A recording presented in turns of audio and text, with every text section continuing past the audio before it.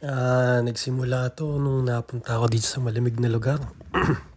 Walang magawa, sobrang lamig, sobrang tahimik, kaya naisipan kong magpaka-healthy-healthy, balik sa gym.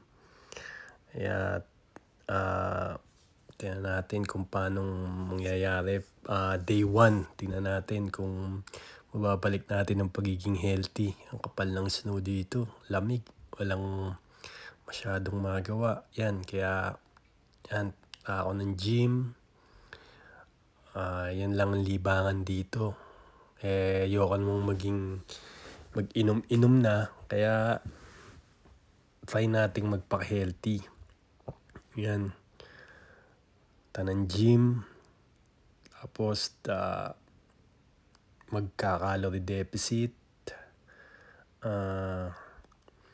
Tapos kakain ng mga matataas sa protina. Yan, subukan natin. Day 1, tingnan natin kung anong mangyayari sa pagiging healthy. Paano magtuloy-tuloy. And baras-baras, balik yung dati.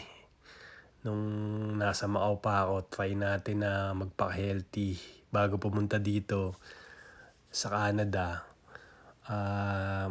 nagpaka-healthy ako kasi yung medical, kailangan ko may pasa. Kaya iniwasan ko lahat ng mga unhealthy foods. Tsaka ayan ngayon, binabalik ko na. Bili ako ng mga pagkaing mayaman sa protina, chicken breast, beef, itlog, whey protein, creatine monohydrate. Yan. Yung hindi naman ako marunong magluto talaga. Ginagawa ko, bababad ko lang siya sa apple cider, lalagyan ko ng Himalayan salt, tapos piprito ko na. Ganyan din yung ginagawa ko sa beef. Babad ko sa apple cider, lagyan ko ng Himalayan salt. Yan. Itlog, kumakain din ako ng itlog, 5 isang araw. Yan, first day ko. Sana magtuloy-tuloy ang pagiging healthy. Hindi ako magluto, kaya ganun lang ginagawa ko.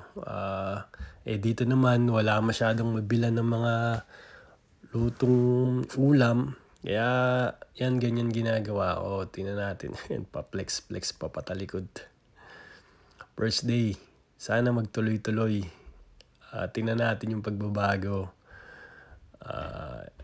Yan, protein bar. Adios, amigo.